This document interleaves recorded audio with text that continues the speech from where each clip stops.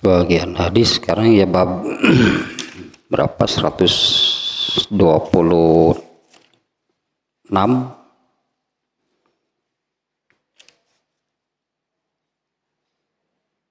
yang terakhir bab 125 babu fadli Allahumma rabbana lakal hamdu, ya bab keutamaan ucapan Allahumma rabbana lakal hamdu. Nah sekarang bab 126. Nah ini bab tanpa judul. Ketemu lagi ini dengan bab seperti ini, ya bab tanpa judul. Ini hadisnya ada 3 nih ya. Di ini ya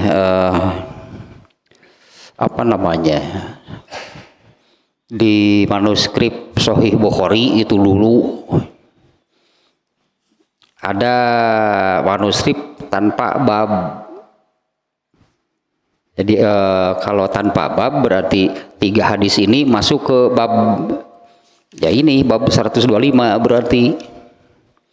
Nah kalau di sini di kitab Fathul Bari ini bab 125 itu hadisnya 1 ya, yang menerangkan keutamaan Allahumma rabbana lakal hamdu, ya, yaitu keutamaannya apabila ucapan tersebut berbarengan dengan ucapan rabbana lakal hamdunya malaikat.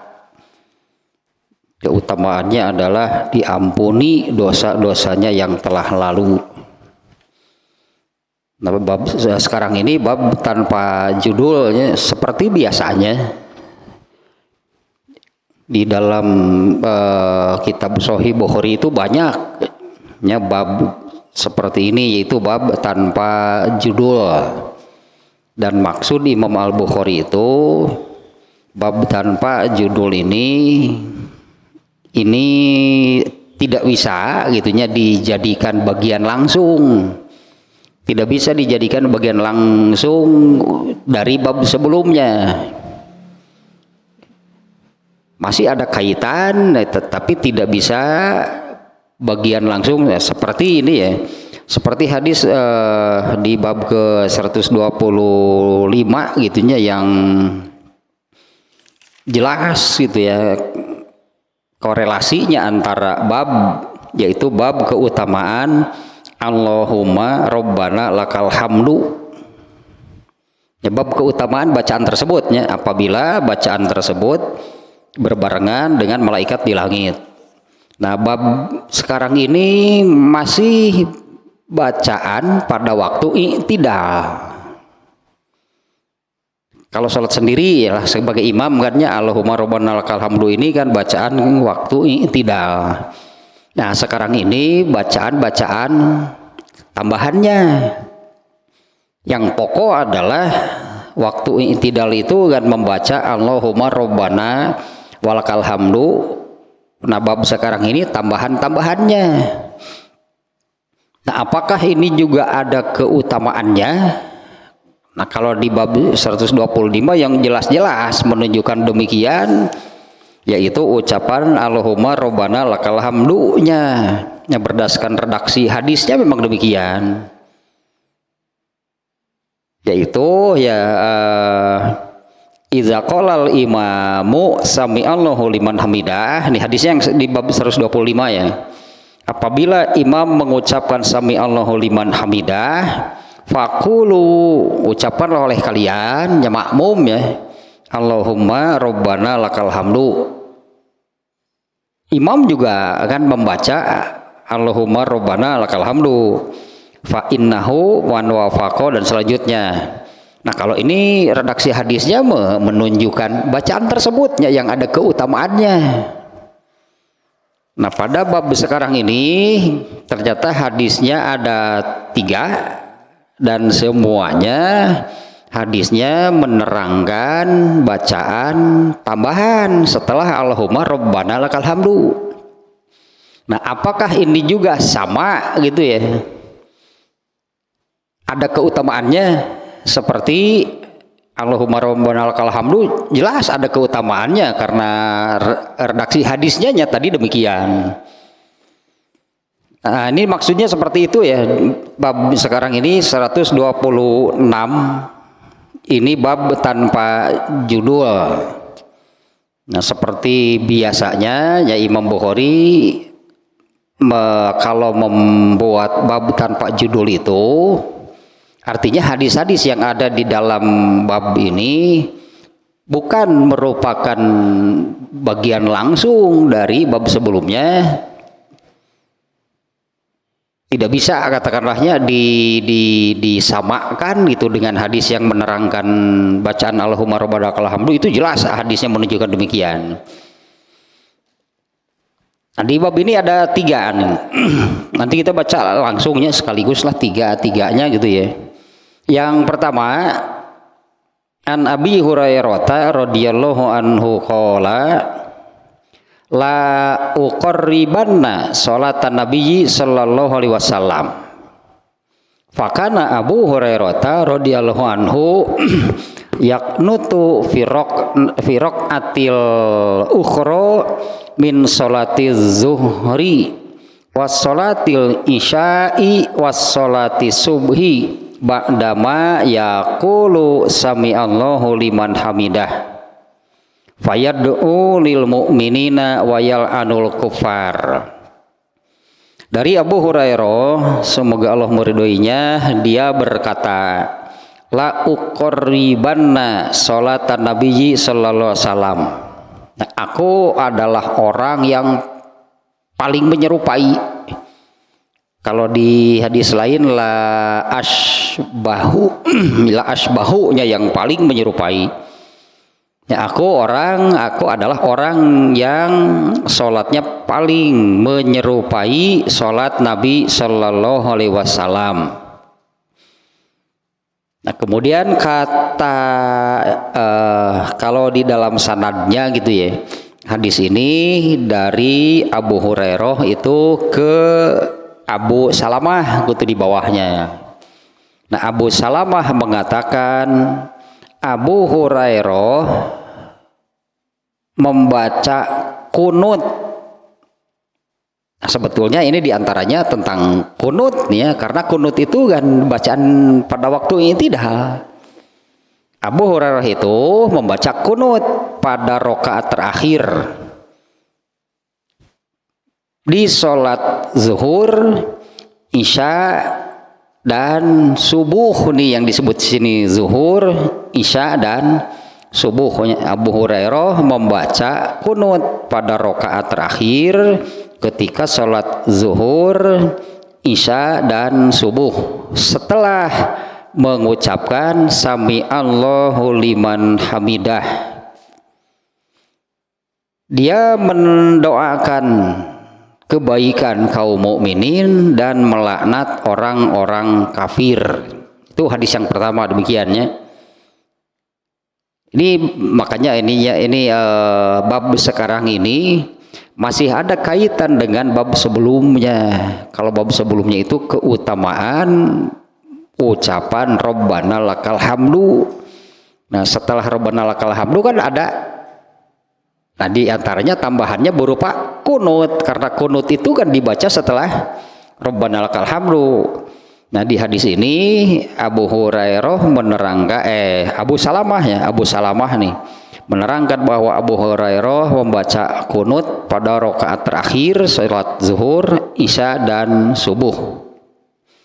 Nah, kunutnya itu mendoakan kebaikan kaum mukminin dan melaknat orang kafir. Satu lah itu hadisnya.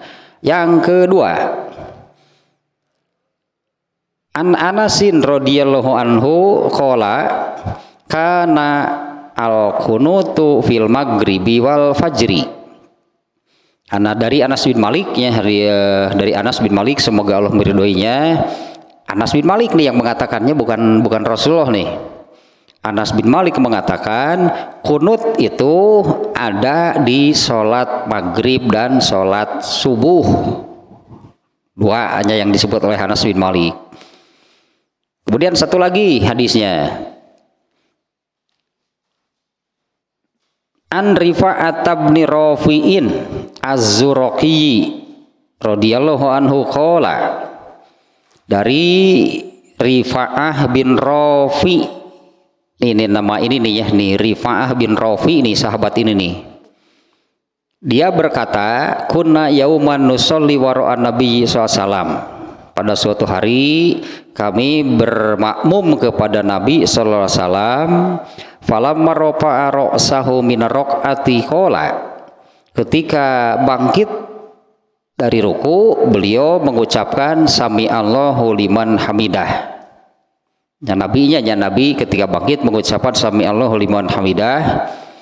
Qala rajulun, nah salah seorang dari makmum mengucapkan Rabbana walakal hamdu hamdan katsiran thayyiban mubarakan fih. Salah seorang makmumnya ada yang Nabi SAW mengucapkan sami Allahu liman hamidah ketika bangkit.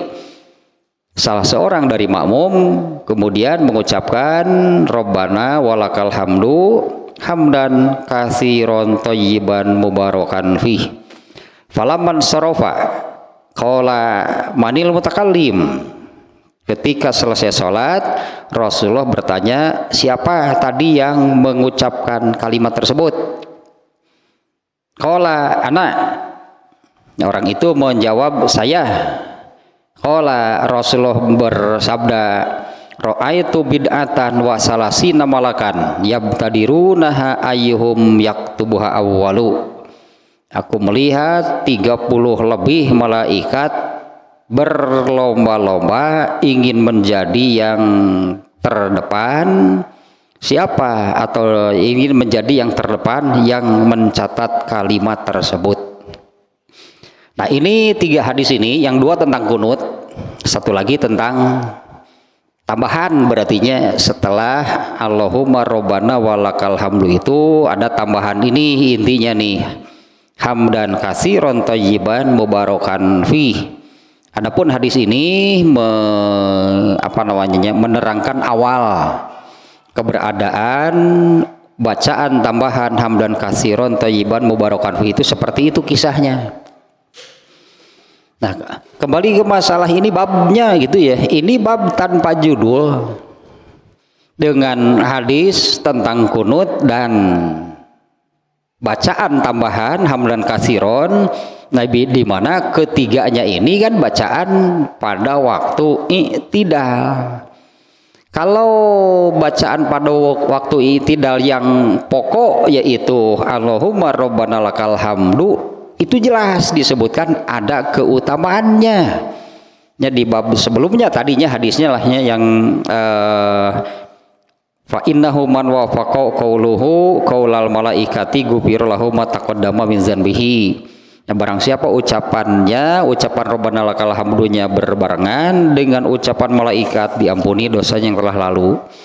Nah, ini Imam Bukhari di dalam bab ini di mana hadisnya ada 3, tadinya yang 2 tentang kunut, yang satu lagi tentang tambahan bacaan hamdan katsiran thayyiban mubarakan fi. Ada keutamaannya enggak? Nah, ini masalahnya bagaimana menurut Imam Bukhari.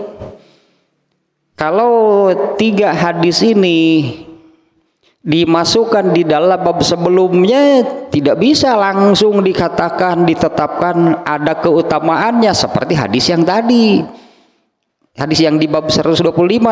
Karena hadis 125 itu jelas-jelas hanya menyebut barang siapa yang ucapannya itu yaitu Allahumma Rabbana.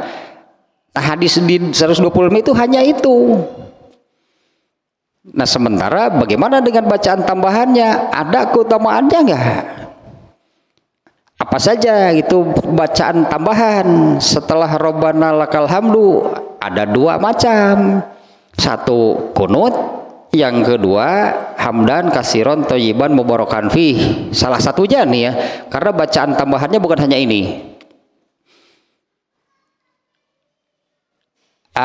Yang ini yang Allahumma rabbana walakal hamdu mil as-samawati wa mil al-ardi wa mil wa ma bainahuma wa mil ama syi'ta min syai'in ba'du. Ada beberapa lah ya, ada beberapa tambahannya. Nah, masalahnya sekarang nih, apa sama itu ada keutamaannya dengan Allahumma rabbana lakal hamdunya sendiri, di mana Allahumma lakal hamdu itu kan itu sebagai bacaan wajib, bacaan pokok, jelas ada keutamaannya berdasarkan hadis di bab sebelumnya. Nah ini Imam Bukhari nih, bagaimana menurut Imam Bukhari dengan cara seperti ini? Imam Bukhari itu membuat bab tanpa judul, di mana metode Imam Bukhari apabila membuat bab tanpa judul itu berarti hadis-hadis yang ada di bab ini itu masih terkait bagian dari bab sebelumnya. Tapi kalau langsung ditetapkan seperti bacaan Allahumma rabbana lakal hamdu sendiri itu nggak bisa, karena hadisnya memang hanya menyebutkan itu. Hadis di bab 125 kan yang ada keutamaannya itu bacaan yang mana? Kan di hadis 125 menyebut Allahumma rabbana walakal hamdu. Bagaimana dengan bacaan tambahannya? Apakah juga sama? Tentang kunutnya nih, tentang kunut nih ya. Tentang kunutnya sendiri hadisnya cukup banyak. Seperti dua hadis ini juga menunjukkan ternyata beda nih menurut dua hadis ini. Abu Hurairah di hadis yang pertama dia mengatakan dulu lah, dia mengatakan akulah orang yang sholatnya paling mirip Rasulullah SAW.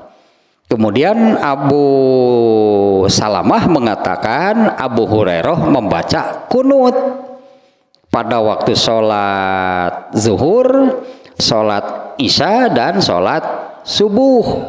Tentu ini maksudnya bahwa Abu Hurairah membaca kunut itu karena melihat Nabi dengan sebelumnya mengatakan akulah orang yang sholatnya paling mirip Rasulullah.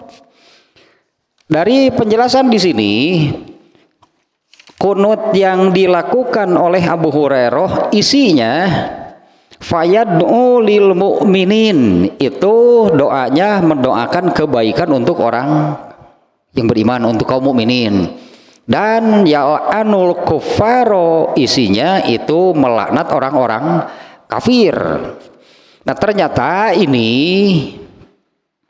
hanya dilakukan bagi orang-orang yang beriman yang masih berada di Mekah, di mana orang-orang yang beriman yang artinya belum hijrah atau tidak ikut hijrah, tapi mereka sembunyi-sembunyi, tidak ikut hijrah tapi mereka itu tetap berada di Mekah, beragama Islam. Ya sembunyi-sembunyi katakanlah, akhirnya ketahuan juga sehingga mendapatkan perlakuan yang sama. Nah ini intinya kunut itu kalau situasinya seperti ini. Kunut itu kalau situasinya seperti ini, di mana kaum mukminin itu tidak berdaya. Pokoknya begitulah mentawala kayo pokoknya. Ya orang-orang yang beriman di Mekah nggak bisa melawan. Ini sering ini nih ya, kalau ada berita nih, kalau ada berita sekarang ini baru-baru ini atau kemarin ya, sering ada berita ketika terjadi, sering kan ini kejadiannya, orang-orang Palestina mengalami kekerasan dari Israel di sekitar Masjidil Aqsa, itu sering beritanya. Ketika ada berita demikian, kita di sini kunut. Setiap kali ada kejadian demikian dianjurkan kunut. Padahal kan mereka itu disebutnya tidak orang Palestina ge wanir jangan lawan, tidak. Mereka melawan sebetulnya. Ya apalagi kan Palestina terbagi dua sebetulnya ya. Palestina itu terbagi dua, ada di yang ada Masjidil Aqsa itu kalau orang Indonesia menyebutnya tepi barat, seolah-olah dua provinsi lah gitu ya, satu tepi barat, satu lagi Gaza. Ini memang terpisah sekitar berapa kilometer ya. Kalau naik bis itu kurang lebih 40 menit lah antara tepi barat gitu dengan jalur Gaza disebutnya. Tapi ini ditutup itu jalannya oleh Israel, nggak boleh dari Gaza ke Palestina ke tepi barat itu langsung. Kalau orang tepi barat ingin ke Gaza harus keluar negeri dulu ke Mesir, pintunya itu dari Mesir.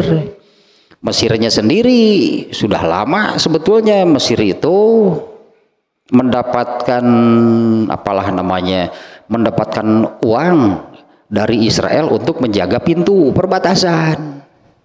Makanya orang Palestina jalur Gaza ini Mesir, mereka banyak yang menggali lubang ke bawah. Kita sering mendengarnya ada menggali. Nah untuk kepentingan orang Palestina jalurnya Mesir, nah banyak yang itu baik menurut pemerintah Mesir ataupun Israel itu ilegal. Mereka kalau mau kurban kambingnya itu disuplai dari Mesir ke bawah tanah pakai tambang terus maju ke sini gitu, jadinya kambingnya termasuk persenjataan ilegal. Nah Mesir ini dapat dana besar dari Israel untuk menjaga pintu perbatasan. Tapi ada juga pintu ini dibuka gitu ya. Nah kalau mau ke jalur Gaza memilihkan, kalau ke sana pintunya sedang ditutup udah nggak bisa. Kalau sedang dibuka bisa. Padahal ini banyaknya yang keluarga terpisah gitu, satu di tepi barat, satu di Gaza. Nah yang menggali ke bawah tanah itu orang-orang Gaza. Kalau di Gaza itu lebih sebetulnya orang Israel orang Palestina yang di Gaza itu lebih Quran Sunnah. Kalau yang di tepi barat iya mah sekuler lah, yang di tepi barat mah sekuler Palestinanya. Bahkan Palestina itu yang di sini ini salah satu negara yang mendukung LGBT, Palestina pendukungnya. Di tepi barat, di dekat yang ada Masjidil Aqsa. Nah ini di kita ini sering apabila ada kejadian itu biasa bagi mereka di sana. Itu kejadian seolah rutin lahnya terjadi lagi. Kan mereka melawan itu sebetulnya meskipun lah dengan dengan senjata seadanya, dengan seperti apa, tapi mereka melawan. Nah kalau ini membaca kunut untuk kebaikan orang yang beriman itu orang yang beriman yang berada di Mekah dan melaknat orang-orang kafir yang ada di Mekah. Nah karena situasinya seperti itu. Ini kan teralami oleh Rasulullah sendiri sampai Allah memerintahkan hijrah itu karena keamanan Rasulullah selama di Mekah ini sudah sangat terancam. Perkembangan Islam juga asal bener lah gitu di dia mah udah pindah lah mending. Nah situasinya demikian. Jadi kunut itu sebetulnya kalau kondisinya demikian, kemudian yang kedua itu harus ada keputusan dari pemegang kekuasaan tertinggi lah, katakan di kita ini siapa? Kepres. Harus kepres, keputusan presiden kunut baru. Jadi kunut henteu teu pogoh. Dan itu namanya yang demikian itu kunut nazilah. Arti nazilah itu ada satu kejadian itu ya, ada satu kejadian itu kan tidak semuanya. Ada kejadian yang seperti contoh yang tadi. Ada keributan lah misalnya. Biasanya masalahnya itu orang-orang Palestinanya mau sholat di Masjidil Aqsa, dah kelakuan Israel mak itu kadang-kadang pika sebelen deh. Orang tutup apa ya. tutup, keur dibuka. Gitu, kalau kan Israel dasar dan eling dan eling kerhaya keur dibuka, keur ditutup apa alasannya gak jelas gitu lah pokoknya mah. Nah kadang-kadang ya mereka kan orang-orang Palestina ya kan mereka mau sholat lah, mau beribadah dasar tapi kasabaleun atuh karena lain gaya Yahudi atau pikir sapeuna pikir sabaleun aslina Yahudi mah. Nah, kemudian ribut lah gitu kan.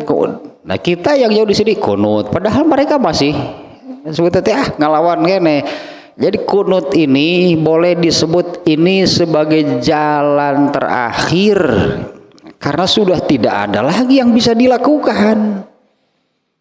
Ya saat itu orang-orangnya Rasulullah dan para sahabat itu di Madinah mereka tidak bisa melakukan apa-apa ketika ada kaum muslimin di Mekah yang ya di Mekah mengalami kekerasan, penindasan di Mekah gitunya orang kaum mukmininnya. Itu namanya qunut nazilah itu artinya ada sesuatu yang ada kejadian lah gitu ya, ada kejadian apa dengan kondisi seperti itu kan ini diantaranya nih perang paling besarnya, perang paling besar itu yang dialami oleh Rasulullah itu perang Khandaq. Karena perang Khandaq itu Rasulullah dan kaum muslimin dan para sahabat itu melawan koalisi orang-orang kafir jumlahnya 24.000 orang. Sementara Rasulullah berapa? 3.000-an juga kurang. Kalau nggak salahnya 3.000 kurang dari 3.000 lah. Ini melawan yang menyerang Madinah karena kan kalau perang Khandaq di Madinah ya. Kaum kafir itu gitu mereka bergabung menyerbu Madinah jumlahnya 24.000 orang tetap kunut ya Rasulullah tidak kunut itunya dengan dalam situasi demikian lawan wanita kemudian kan benar kan melawan ya terjadilah perang yang disebut dengan perang Khandaq. Kunut metong dilelebar atuh seperti yang tidak mau usahanya kemudian kunut cek Allah teh maneh macan geuna naon nglawan heula atuh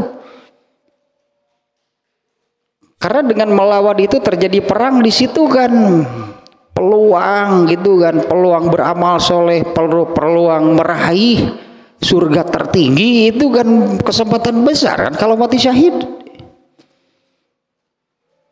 Ibu jual kunut tadi imah cucu doa kunut geuleuh cek Allah teh ninggalina teh ini kitu perang gersok. Kecuali memang yang situasinya kalau seperti yang terjadi ini tidak bisa berbuat apa-apa. Artinya kunut itu jalan terakhir setelah tidak ada lagi yang bisa dilakukan. Dan itu situasionalnya, itu situasional. Karena tidak selamanya Rasulullah kunut itu tidak terus menerus kunutnya hanya apabila ada peristiwa yang kondisinya demikian. Nah hadis ini nih hadis At-Tabrani, hadisnya riwayat At-Tabrani. Di Sahih Bukhari juga ada sebagai disebutnya. Kalau di kalangan ahli fikih menyebutnya hadis pokoknya itu di Bukhari juga ada, yaitu hadis yang menerangkan bahwa Rasulullah SAW itu kunut di semua sholat wajib. Di sini kan hanya 3 yang disebut.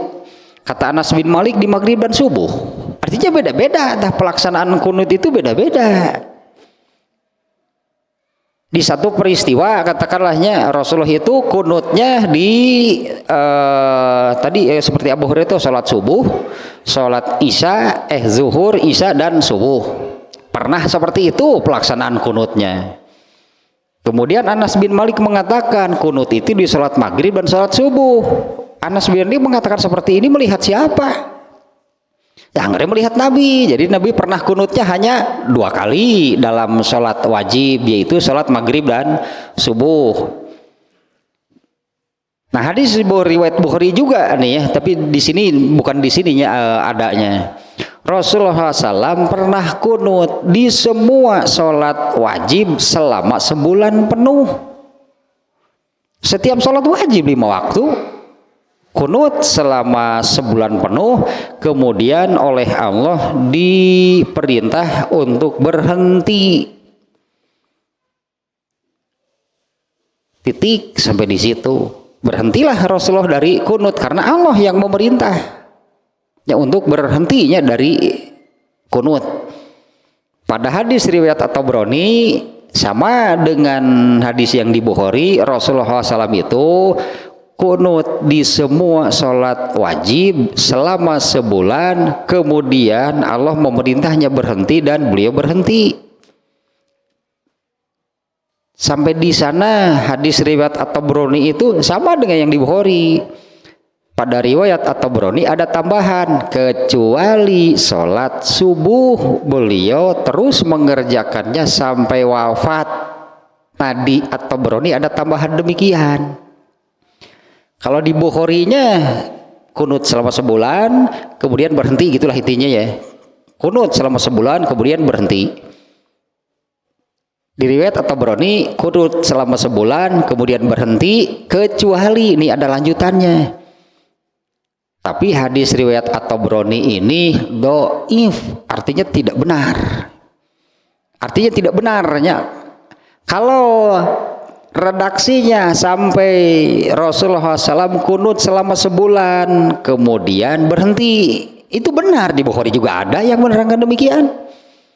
Nah hadis riwayat At-Tabrani juga redaksinya kurang lebih sama lah, maknanya demikian, kunut selama sebulan kemudian berhenti, kecuali ada tambahannya.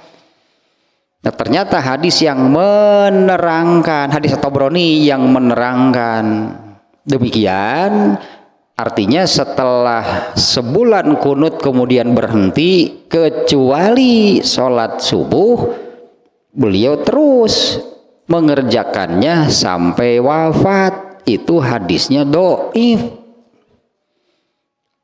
Hadis dhaif itu artinya kan tidak benar, isinya itu tidak benar.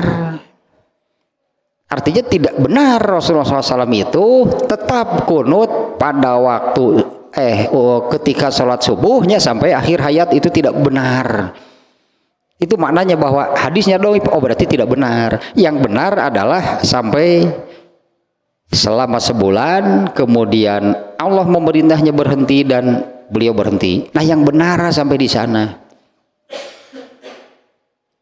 Jadi kunut itu ada nggak? Ada. Tapi kunut itu apabila terjadi sesuatu, kunut itu jurus terakhir, itulah itu. Kalau sudah kunut ternyata tidak mempan, aduh, namanya juga di jurus terakhir. Udah nggak punya jurus lagi kalau begitu. Berarti kan kunut petong dimumurah, lebar itu teh. Kalau kunutnya tidak berhasil, mau dengan apa lagi? Itulah masalah kunut, kunut itu ada ya.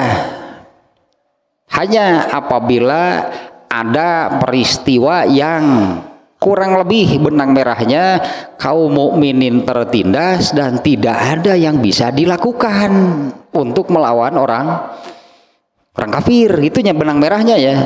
Apabila ada kejadian gitu kaum mukminin ini tertindas dan tidak ada cara yang bisa dilakukan gitu untuk melawan atau menyelamatkan kaum mukminin ini. Satu, itu tanpa salah kunut mah. Nah, kemudian yang kedua itu harus berdasarkan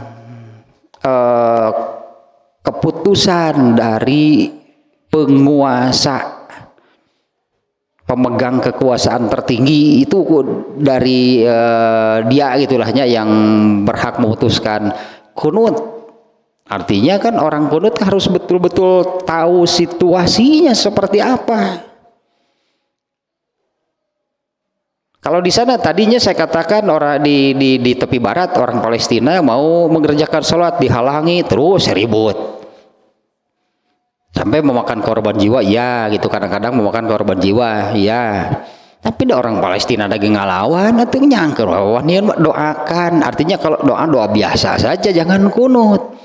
Kalau mendoakan ya silakan doakanlah mereka, doakanlah gitu kaum mukminin dalam situasi seperti itu. Tapi itu tidak perlu itulahnya, tidak perlu sampai kunut lebar. Kunut mau bis itu diijabah udah nggak akan ada lagi cara. Berarti jangan-jangan kurang lebihnya oleh Allah malah baru ada kejadian seperti itu kunut seolah-olah Allah mengatakan ari maneh lawan atuh kumundu Allah digitukan kumaha. Kalau kita melihat seperti ini Allah menetapkan nih untuk kaum terdahulu kan tidak ada nabi dan pengikutnya yang perang, nggak ada. Nabi Nuh dengan pengikutnya perang nggak dengan orang kafir saat itu, enggak. Kaum Samud, kaum Ad, Nabi Lut, kaumnya diazab langsung oleh Allah kan. Ketika Allah mau mengazab kaum Nabi Lut, Allah mengutus malaikat. Malaikat itu mengatakan menyingkir pergi dari kota ini gitu ya, karena Allah akan mengazab penduduknya, tidak berperang. Nabi Isa dan pengikutnya nggak berperang, tapi Rasulullah SAW kan mengalami perang. Sebetulnya Allah mau mengazab orang kafir juga. Saya lupa lagi ayat mana tete yang menerangkan seperti ini. Ketika kamu melepaskan anak panah kepada musuh, itu hakikatnya Allah yang melakukan. Allah meminjam tangan kamu itu supaya jadi amal soleh buat kamu, karena kamu mau melaksanakan perintah Allah. Hakikatnya Allah itu sebetulnya menghukum orang-orang kafir juga, mengazab orang kafir juga, hanya melalui cara yang berbeda, yaitu perang. Nabi Musa dikejar-kejar, nggak pernah Nabi Musa dan pengikutnya perang dengan Firaun, nggak pernah kejadian. Nabi Isa juga sama, tapi Rasulullah dan para sahabat kan berperang. Padahal sebetulnya sama, Allah itu mengazab orang-orang kafir, tapi dengan cara seperti itu. Allah menenggelamkan Fir'aun dan pasukannya. Peran Nabi Musa apa? Nggak ada, kabur. Nabi Musa mah lari gitu kan. Kan peran Nabi Musa nggak ada. Itu benar-benar Allah yang melakukan, lautnya dibelah, kemudian ketika Fir'aun dan pasukannya berada di tengah laut, ditenggelamkanlah mereka. Nabi Musa mau ya, pergilah. Kabur itu kan, meninggalkan Mesir. Kemudian Nabi Lut tadi diperintah pergi oleh malaikat, pergi dari kota ini karena Allah mau mengazab penghuninya, penduduknya. Rasulullah dan para sahabat mau perang berkali-kali sampai puluhan kali banyak Rasulullah perang. Padahal hakikatnya sama, Allah itu mau mengazab orang kafir. Ternyata kan setiap kali berperang itu mereka kalah, hancur sebetulnya orang-orang kafir. Dan banyaknya kaum kafir yang berperang dengan Rasulullah SAW, mereka kalah. Ini hukum perang, kalau kalah berarti semuanya dikuasai, berarti dengan manusianya. Manusianya itu bahkan dijadikan hamba sahaya, dimiliki, artinya seperti bendanya, seperti barangnya, rumahnya, tanahnya, ternaknya misalnya, yaitu jadi milik pemenang. Ini hukum perang, termasuk manusianya mau dijadikan hamba sahaya juga bisa. Nah, itu hukuman dari Allah buat mereka, tapi dengan cara berperang demikian menjadi amal gitu bagi Rasulullah dan para sahabat, karena hakikatnya seperti saya lupa lagi ayatnya ya yang menerangkan ketika para sahabat melepaskan anak panah, mengayunkan senjata untuk membunuh kafir dalam perang, itu sebetulnya Allah pelakunya. Nah, tapi Allah sebutlah dalam tanda kutipnya meminjam tangan mereka, dan Allah memberi pahala karena mereka mau melakukan perintah Allah. Nah, ini kembali ke sini, jangan sedikit-sedikit kunut asa dilelebar. Kunut mah senjata pamungkas. Kunut itu senjata pamungkas setelah tidak ada lagi itunya yang bisa dilakukan. Nah, kunut lah dengan isi yang seperti ini, meminta kebaikan untuk kaum mukminin dan melaknat orang-orang kafir. Ya, artinya kunut itu tidak berlaku di dalam sholat ketika tidak terjadi apa-apa. Nggak ada kunut dalam sholat, itu nggak ada. Nah, tapi andai ini terjadi, artinya kunut itu kemungkinan ada kan, tergantung situasinya. Nah, kalau kemudian ada situasi lahnya yang mengharuskan itu ya, atau yang mengharuskan lah di dalam sholatnya itu membaca kunut. Nah, kembali ke masalah sekarang, ada keutamaannya nggak? Ada keutamaannya nggak? Ini nih bab sekarang itu seperti itu masalahnya. Kalau kunut itu ada keutamaannya nggak? Seperti keutamaan yang diterangkan di hadis sebelumnya, bab ke-125 itu jelas ada keutamaannya, yaitu ucapan Allahumma Rabbana walakal hamdu, jelas keutamaannya, yaitu diampuni dosa-dosanya yang telah lalu. Nah, Imam Bukhari dengan metode seperti ini, dengan bab tanpa judul, berarti ini masih ada kaitan dengan bab sebelumnya. Bab sebelumnya itu bab apa? Keutamaan. Ya, bab sebelumnya itu adalah bab keutamaan membaca Allahumma Rabbana lakal hamdu. Nah, kalau kunut ada nggak? Dengan menyusun bab seperti ini, kalau dikatakan secara langsung ada keutamaannya berdasarkan hadis di bab 125. Gak ada kaitan. Gak ada kaitan karena di bab 125 itu redaksi hadisnya menerangkan keutamaan ucapan Allahumma Rabbana lakal hamdu. Kalau kunut kan di luar itu kan, bahkan kunut itu bisa ada, bisa juga bisa nggak ada. Nah, tapi ketika kunut itu terjadi, kunut itu ada nggak keutamaannya? Karena kunut itu bacaan pada waktu i'tidal, sama dengan Allahumma Rabbana lakal hamdu.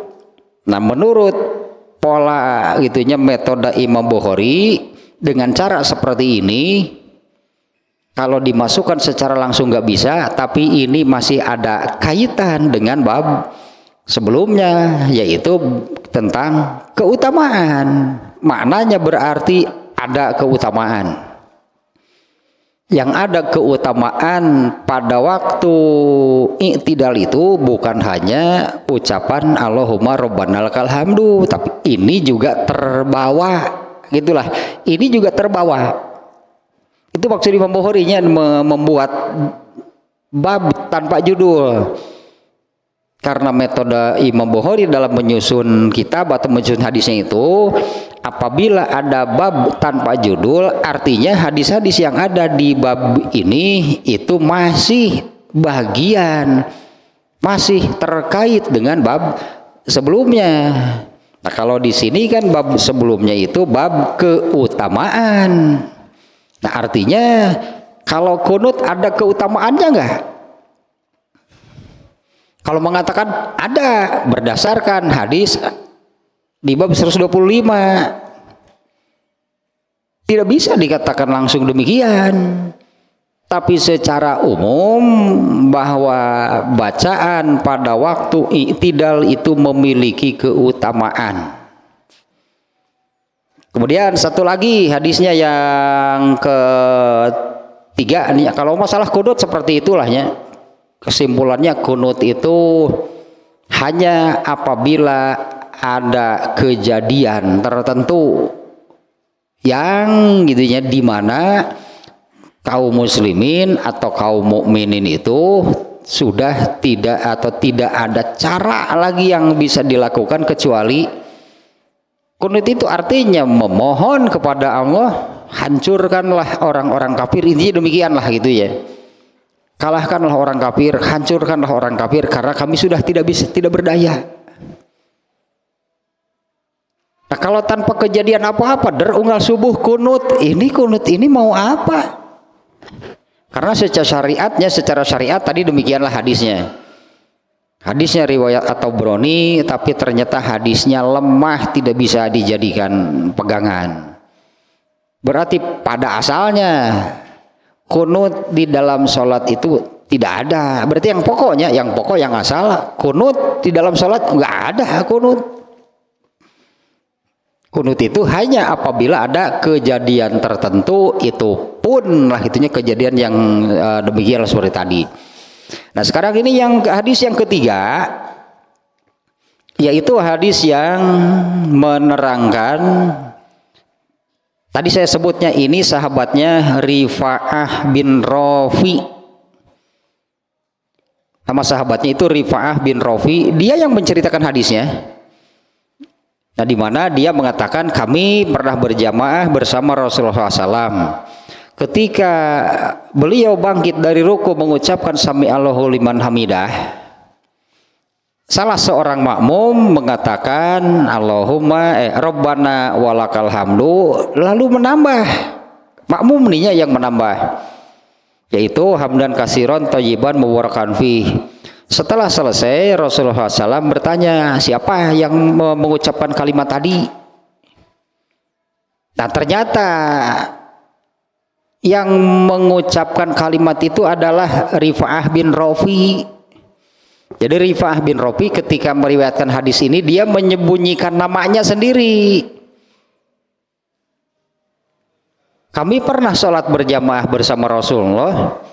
Ketika beliau bangkit dari ruku mengucapkan sami Allahu liman hamidah, salah seorang, padahal yang salah seorang itu dirinya, salah seorang makmum mengucapkan Allahu Rabbana walakal hamdu hamdan kasiron thayyiban mubarakan fi. Nah ternyata pada riwayat yang lain gitu ya, pada riwayat yang lain diantaranya riwayat Abu Daud ya, Rasulullah SAW bertanya manil qailul kalimata, siapa yang mengucapkan kalimat tambahan tadi. Tidak ada yang menjawab. Termasuk ini pelaku nih ya, Rifa'ah bin Rafi tidak menjawab.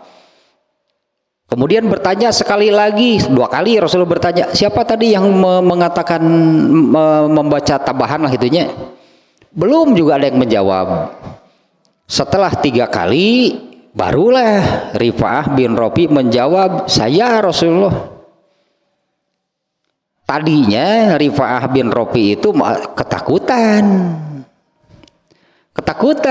beberanianan cemburan nambahan, tak etap beberanianan nambahan. Ya ada ketakutannya pada diri Rifa'ah bin Rafi itu ya, tidak menjawab. Setelah Rasulullah bertanya yang 3 kali barulah dia menjawab. Nah pada riwayat Abu Daud ada tambahan seperti ini. Manil qailul kalimata, siapa yang mengucapkan kalimat tadi, fa innahu lam yakul ba'san. Dia itu mengucapkan sesuatu yang bukan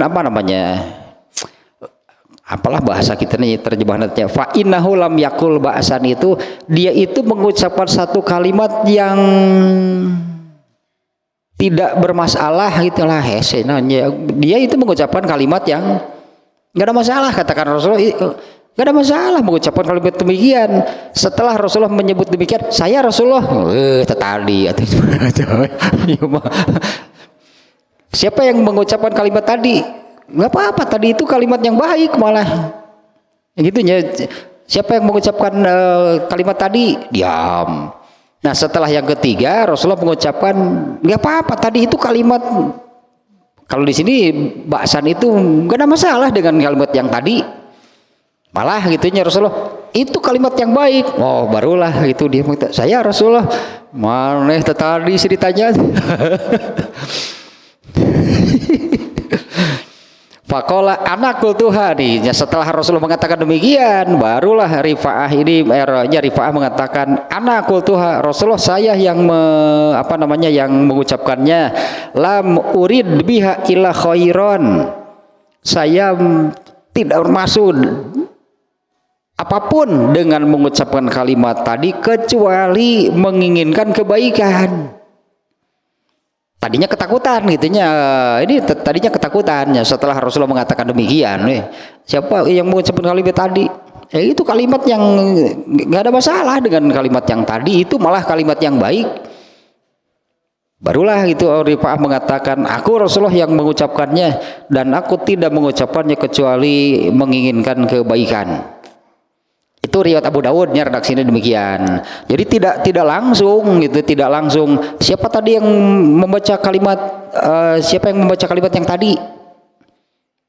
Tidak langsung Rifa'ah itu, saya Rasulullah enggak. Tadinya Rifa'ah ketakutan gitu nih, takut Rasulullah SAW marah gitulahnya. Takut Rasulullah SAW memarahinya karena iya berarti satu hal juga nih ya. Kemunculan syariat, disebutnya ini syariat artinya satu ketentuan, yaitu setelah Rabbana lakal hamdu itu ada bacaan tambahan, berarti itu kan satu ketentuan. Berarti yang pokok kan bacaan Allahumma Rabbana lakal hamdu lahnya ya ada 4 macam. Nah setelahnya ada bacaan tambahan, yaitu ini diantaranya hamdan kasiron thayyiban mubarakan fi. Kalau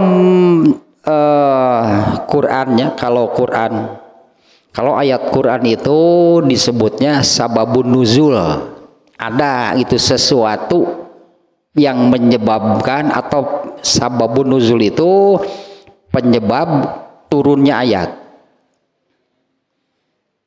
Misalnya ini sababun nuzul ya, sababun nuzul tentang ayat yang turun tentang pindah kiblat. Ada sababun nuzulnya enggak? Sababun nuzulnya. Sababun nuzulnya itu Rasulullah SAW sering mengarahkan pandangannya ke langit mengharapkan ada ayat gitunya, ayat yang turun untuk memindahkan kiblat. Nah maka ayat perpindahan kiblat itu dimulai dengan qad naro taqalluba wajhika fis sama. Kami sudah melihat kamu itu terus menerus menengadahkan wajah ke langit. Allah kan tahu api isi hati Nabi apa. Fawalli wajhaka syatrul masjidil haram. Nah sok atuh pindahkan kiblat itu ke Masjidil Haram. Tak itu sababun nuzul teh, ada kejadian apa? Apalagi ayat-ayat yang dimulai dengan yas'alunaka anir ruh misalnya, yas'alunaka anil mahid, yas'alunaka anil ahillah. Ada ayat-ayatnya yang dimulai dengan yas'alunaka, mereka bertanya kepadamu wahai Muhammad. Ini ada tentang yas'alunaka anir ruh, tentang ruh. Kemudian yas'alunaka anil mahid, mereka bertanya kepadamu tentang menstruasi. Ada lagi yas'alunaka anil ahillah, mereka bertanya kepadamu tentang hilal awal bulan. Qul, jawab. Nah itu asbabun nuzulnya itu adalah pertanyaan, di mana pertanyaan ini pertanyaan yang tidak bisa dijawab kecuali oleh wahyu, makanya Allah menurunkan jawabannya. Nah kalau hadis istilahnya sababul wurud, beda sebutan itu. Sababun nuzul, sababul wurud, sebab kalau ayat itu sebab turunnya ayat, kalau hadis itu sebab munculnya hadis. Seperti syariat azan, kalimat azan itu asalnya dari mana? Ternyata kan dari mimpi salah seorang sahabat. Ya seperti itulah Allah menetapkan syariat. Karena pada dasarnya meskipun kemunculannya dari sahabat seperti azan juga kan demikian ya. Itu di hadis di awal bab azan teh Rasulullah itu bermusyawarah gitu dengan para sahabat bagaimana caranya memanggil orang-orang untuk sholat berjamaah. Ada beberapa usul lah dari para sahabat, ternyata itu menyerupai agama lain, oleh Rasulullah ditolak. Abdullah bin Zaid kalau nggak salah kan sahabatnya, Rasulullah saya bermimpi begini. Nah, barulah, itu tetapkan, itu saja. Akhirnya gunakan untuk cara memanggil orang-orang sholat berjamaah. Kemudian Rasulullah memerintahkan kepada Abdullah bin Zaid, tuh Bilal, yang azan Bilal. Dari awal Bilal ternyatanya dari awal kemunculan azan saja Rasulullah sudah mengarahkan yang mengumandangkannya itu Bilal. Dan ternyata kalimat-kalimat azan itu Rasulullah pernah mendengarnya ketika Isra Mi'raj. Tapi kemudian Allah turunkan melalui mimpi salah seorang sahabat. Nah yang ini sekarang syariat tambahan bacaan hamdan kasiron thayyiban mubarakan fi, sama lah gitunya Allah turunkan melalui para sahabat yang kemudian seperti di hadisnya, siapa yang mengucapkan kalimat tadi?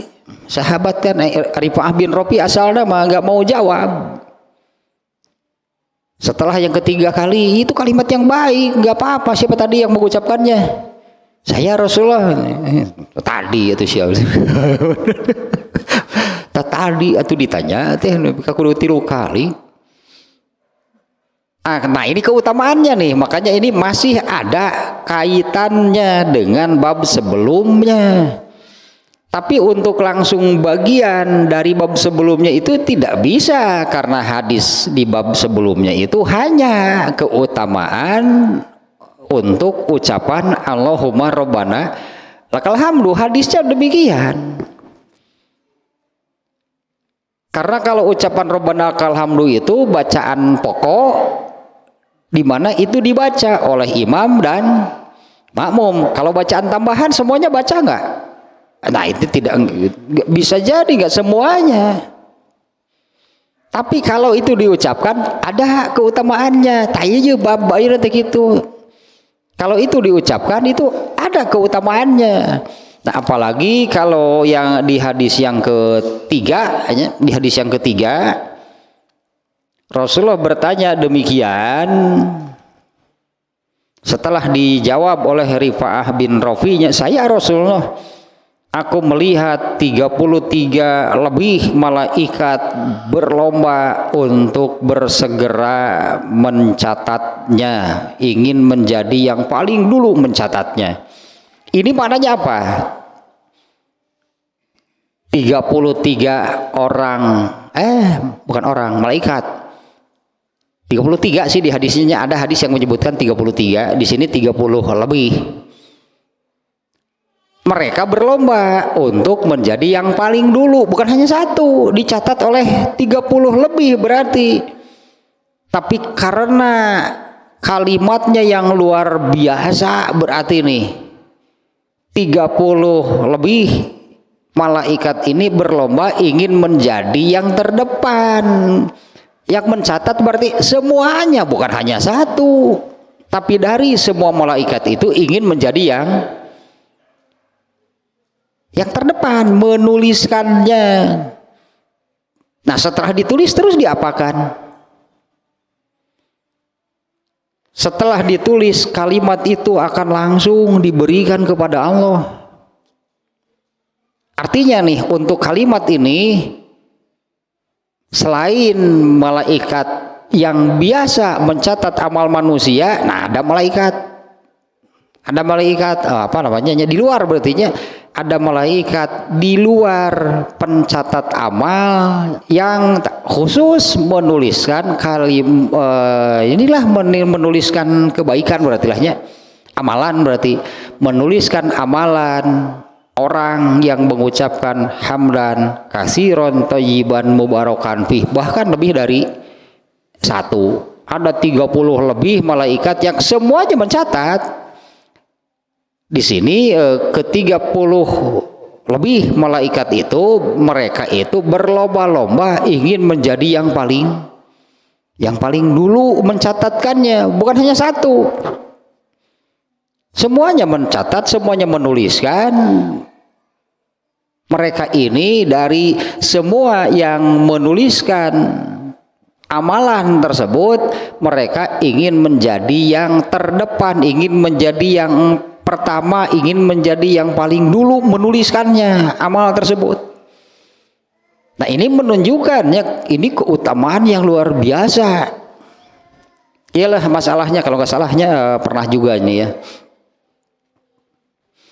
Allah itu paling suka, Allah itu paling senang dipuji. Manusia nggak boleh. Kalau Allah itu paling senang dipuji. Allah sangat menyukai lahnya orang yang suka, orang yang sering memuji Allah itu Allah sangat menyukainya, karena Allah memang sering dipuji. Lain pujian sih. Maunya Allah pujian. Bukan pujian ketika seseorang memuji Allah. Artinya ini tersirat, berartinya yang disampaikannya kan pujian, memuji Allah. Nah, ketika seseorang memuji Allah, di sana tersirat pengakuan. Ketika seseorang memuji Allah itu ya, di sana tersirat pengakuan dari orang yang memuji Allah, pengakuannya siapa Allah, siapa dirinya. Artinya orang itu nyadar diri, gitulah. Orang itu dia nyadar diri. Nah, itu yang paling Allah suka, yaitu orang yang itulahnya intinya yang sebutnya orang-orang yang mengakui dan meyakini Allah siapa, dirinya siapa, itu Allah paling suka. Makanya kan orang yang paling mulia di mata Allah itu adalah yang paling bertakwa, yaitu yang paling nyadar diri. Berarti siapa Allah, siapa dirinya. Itu yang paling Allah sukainya. Allah itu senang, Allah itu suka kalau dipuji. Nah, karena tersirat makna demikian. Apabila seseorang memuji Allah, artinya dia mengungkapkan pengakuan dan keyakinan. Intinya kan Allah siapa, dirinya siapa, Allah yang maha segala-galanya dan dirinya. Makanya memuji Allah. Dan dengan seperti itu, dengan seperti itu memuji Allah itu artinya kan mengakuinya bahwa intinya demikianlahnya Allah itu siapa, dirinya siapa. Orang yang memuji-muji Allah itu pasti rasa takut kepada Allahnya sangat besar. Nah, ini yang Allah sukai itu, artinya menyadari bahwa dirinya itu yang sudah Allah tetapkan, yang sudah Allah ajarkan.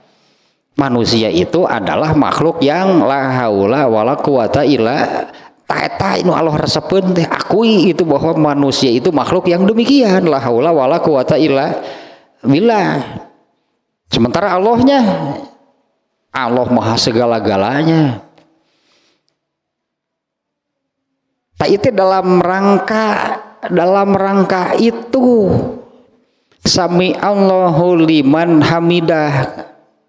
Kalau terjemah harfiahnya, mudah-mudahan Allah mendengar orang yang memujinya. Tak itu soal soal puji memuji lah dalam masalah sekarang.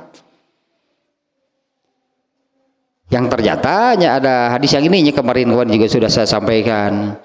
Aku titipkan satu kalimat kepada Muhammad SAW.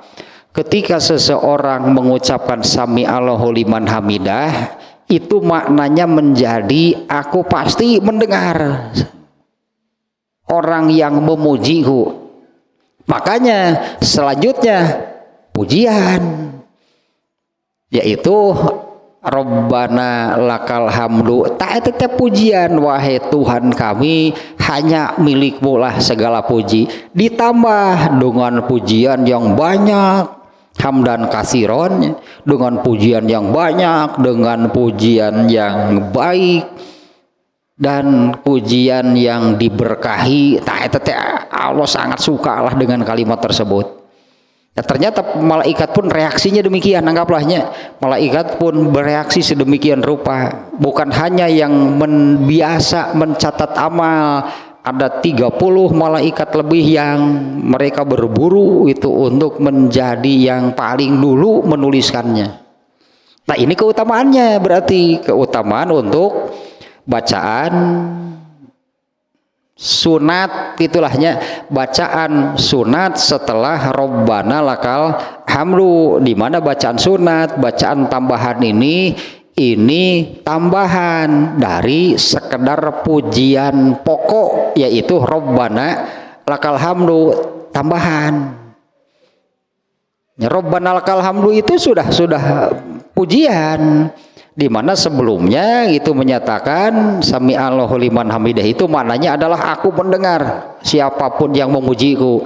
Kemudian memujilah, itunya orang yang salat itu mengucapkan Allahumma Rabbana lakal hamdu, ditambahan mil'as samawati, misalnya pujian sepenuh langit, wa mil'al ardi, dengan pujian sepenuh bumi, wa ma bainahuma, dan di antara keduanya, wa mil amasyita min syai'in ba'du, dan sepenuh kalau masih ada ruang gitulah ya teh, langit bumi dan di antara keduanya, wa mil amasyita min syai'in ba'du itu, dan sepenuh kalau masih ada ruang mah. Pujian untuk Allah itu sebanyak itulah pujian untuk Allah. Tersirat berarti ini ya maknanya, memuji Allah sedemikian rupa itu tersirat pengakuan bahwa dirinya itu berarti tetap makhluk yang la haula wala quwata illa billah. Kalau betul-betul gitunya itu pengakuan naonnya, bahasa kitanya tulus, pengakuan demikian itu tulus itu dari dalam hatinya, artinya mengakui bahwa dirinya itu tidak ada apa-apanya, semuanya, segala-galanya, la haula wala quwata illa billah, maka rasa takutnya ini sangat besar kepada Allah. Bahasa Arabna takwa, takut teh. Sementara orang yang paling mulia di sisi Allah itu adalah yang paling gitu ya, efek dari bacaan itu Rabbana lakal hamdu, tambahan bacaannya. Selain nih keutamaannya untuk bacaan tersebut adalah keutamaannya diungkapkan dengan seperti yang ada di hadisnya. Ketika ada orang yang mengucapkan hamdan katsiran thayyiban mubarakan fi, ini kalimat yang luar biasa, malaikat bukan pencatat amal yang biasa, ada 30 lebih malaikat yang berburu untuk menjadi yang terdepan. Ini keutamaannya. Nah, adapun untuk ini ya rangkaian babnya berarti, karena ini nanti ke depannya juga bab berikutnya masih sekitar ini. Nah, kalau ini bab tanpa judul berarti masih terkait dengan bab sebelumnya, yaitu bab apa sebelumnya, bab keutamaan. Hanya di bab sebelumnya itu keutamaan Rabbana lakal hamdu. Kalau bacaan tambahannya ada nggak keutamaannya? Ini nih makanya judulnya bab gitunya, tanpa judulnya apa sih?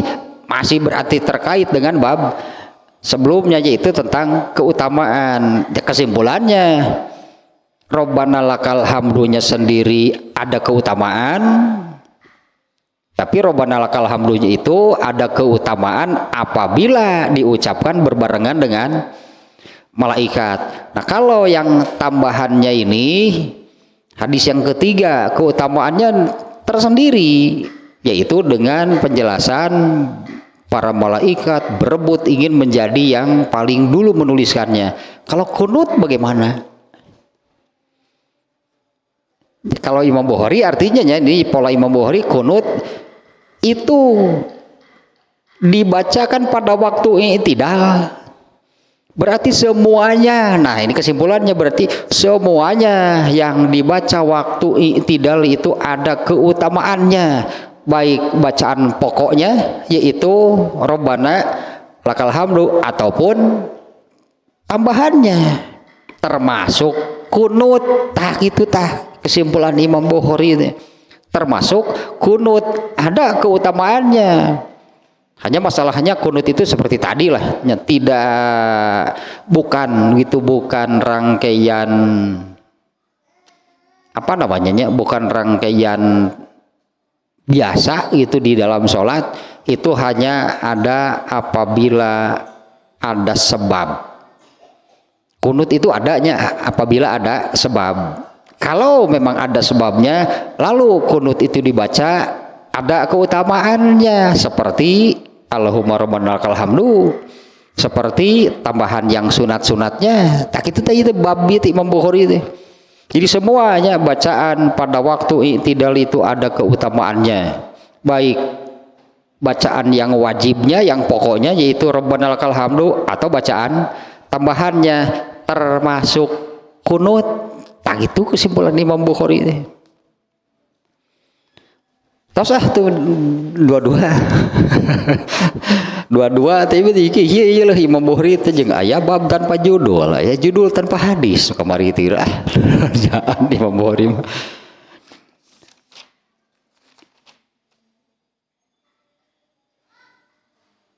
Nah, nanti bab berikutnya bab tumaninah, ketika bangkit dari ruku. Bangkitnya puguh deui ruku nama. Kebetulannya baru kemarin nya rukunya nih. Kalau tidak sempurna ruku tidak sah salatnya. Artinya ruku itu tidak bisa hanya membungkuk saja ruku kan. Kalau ruku kan membungkuk. Inilah yang kemarin nih yang kebetulan di beberapa yang Huzaifah mengatakan kamu tidak sholat ketika melihat orang yang tidak meluruskan menyempurnakan rukunya. Nah, ruku yang sempurna itu yang seperti apa? Ternyata kan unsur pokok dari sempurnanya ruku itu adalah lurusnya tulang punggung. Itu unsur pokoknya ya, meskipun yang lainnya juga sama ya, kesempurnaan berarti seluruhnya. Karena bukan hanya satu hal, ruku itu bukan hanya tentang meluruskan tulang punggung, bukan. Tapi dari semuanya yang terkait dengan posisi ruku itu, lurusnya tulang punggung itu unsur pokoknya.